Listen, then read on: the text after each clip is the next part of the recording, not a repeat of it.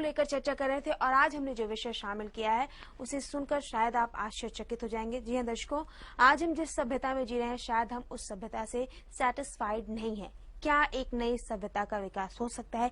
किस तरह से सभ्यता बनती है और किस तरह से सभ्यता बिगड़ती है?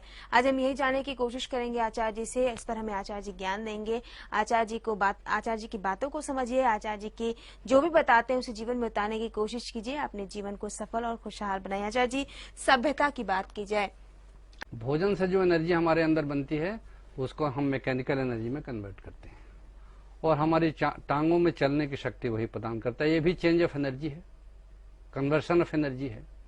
जब हम बोलते हैं तो हमारी वही एनर्जी बची हुई साउंड एनर्जी में कन्वर्ट होती है। मैं बोल रहा हूं, आप लोग सुन रहे हैं। जब मैं सोचता हूं तो वही साइकिक एनर्जी में कन्वर्ट होती है कि मैं सोचता हूं और उसके रिजल्ट निकलते हैं। तो इतना तक तो आदमी कन्वर्शन जानता है, लेकिन इसके अलावा जो हमारे अंदर एनर्जी बच गई उसको हम साइको स्पिरिचुअल क्षेत्र में परसूट्स में कैसे कन्वर्ट करेंगे, जो सिस्टम ये हमको बतलाता है कि हमारे अंदर एनर्जी है और हम उसको कन्वर्ट कर सकते हैं। तो जो ये दर्शाता है उसको बोलते हैं आध्यात्मिक दर्शन। और जो विधि हम अपना करके अपनी एनर्जी का कन्वर्शन करना शुरू कर देते हैं उसको बोलते हैं आध्यात्मिक साधना। ये दूसरा अर्थ है, ये दूसरा फैक्टर है भांति का। ये है इस प्रकार से पूरे विश्व में आजकल इतना खाने पीने का लोगों का है, लेकिन उस एनर्जी को कन्वर्शन नहीं होने की वजह से इतने झगड़े परिवार में, प्रोफेशंस में, सोसाइटी में, पॉलिटिक्स में, सब जगह है। इसलिए धर्मगुरु भगवान श्री श्यानंद मूर्ति जी ने कहा कि आध्यात्मिक साधना सब आदमी का बर्थ राइट है और सबको करना चाहिए। हो सकता है कोई मंदिर जाना नहीं चाहे, लेकिन कोई भी नहीं चाहेगा कि हमारी एनर्जी का कन्वर्शन न हो। अन्य जीव भी अपनी एनर्जी का कन्वर्शन जानते हैं। बिच्छू अपनी एनर्जी को पॉइजन में कन्वर्ट करना जानता है, डंक मार करके। तो हम अपनी एनर्जी को, उसी एनर्जी को दूसरे को कष्ट करके नुकसान पहुंचाते हैं। इसलिए अगर जो आदमी आध्यात्मिक साधना करेगा तो हमारी एनर्जी का कन्वर्शन होगा और हम हमारे समाज को उचित दिशा मिलेगी और हम एक सभ्यता के लिए कंट्रीब्यूट कर सकते हैं। ये दूसरा फैक्टर है। तीसरा है सामाजिक दर्शन। समाज को चलने के लिए भी एक दर्शन चाहिए। आज पूरे विश्व में इसका अभाव है, तो गुरुदेव ने ये सामाजिक दर्शन दिया, उसी का नाम है प्रौत दर्शन, प्रगतिशील उपयोग तत्व। इसमें बतलाया गया कि किस प्रकार से जगत में स्थूल सूक्ष्म कारण तीन जगहों पर जो शक्ति छुपी हुई है उसका मैक्सिमम उसका यूटिलाइजेशन और रैशनल डिस्ट्रीब्यूशन किस प्रकार से करेंगे। उसी प्रकार से मनुष्य के जीवन में भी शरीर में शक्ति है, मन में शक्ति है, आत्मा में शक्ति है।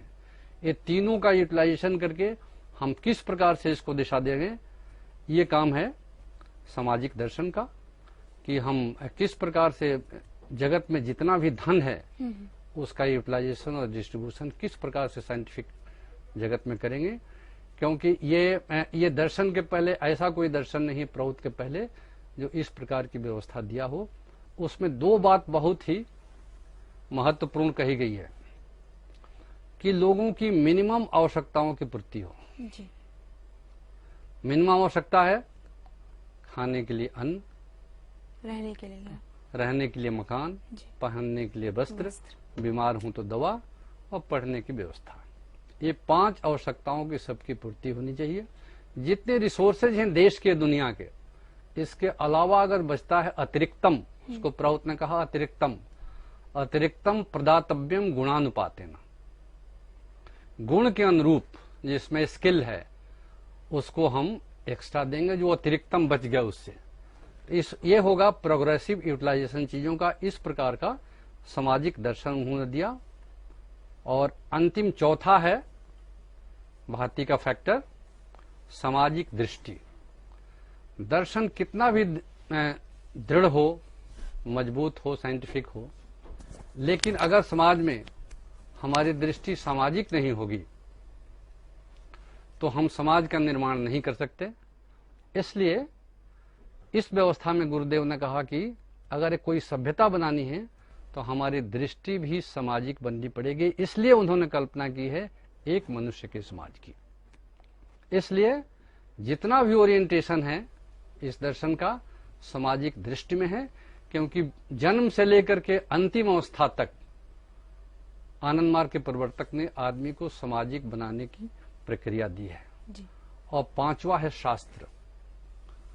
किसी भी सभ्यता को निर्माण के लिए एक शास्त्र की आवश्यकता है, वो है त्रिशास्त्र, दर्शन शास्त्र, धर्मशास्त्र और समाज शास्त्र। ये भी बनाता है। और अंतिम है प्रिसेप्टर, एक गाइडेंस चाहिए, क्योंकि शिव काल में मोहनजोदड़ो हड़प्पा सभ्यता बनी। कृष्ण ने महाभारत के द्वारा भारत को महाभारत में बदला, नेशनल इंटीग्रेशन हुआ। गुरुदेव श्री श्यानंद मूर्ति जी ने महाविश्व की कल्पना की है, पूरे विश्व को एक सूत्र में बांधने का। इसलिए ये प्रिसेप्टर ने ये लिया है कि सारे फैक्टर्स को मिला करके एक सभ्यता को हम उन्नत अवस्था दिलाएं। इसलिए जो अगली सभ्यता होगी तांत्रिक विलेज सभ्यता, ये अंतिम चरण को आनंद को प्रदान कराएगी, जिसमें सर्वे भवन्तु सुखिनः, सर्वे सन्तु निरामया होगा। ये है उनकी सभ्यता के ये फैक्टर्स, ये है उनकी परिकल्पना। चलिए आचार्य जी, आपसे बहुत अच्छे तरीके से जाना कि किस तरह से है बन सकती है सभ्यता।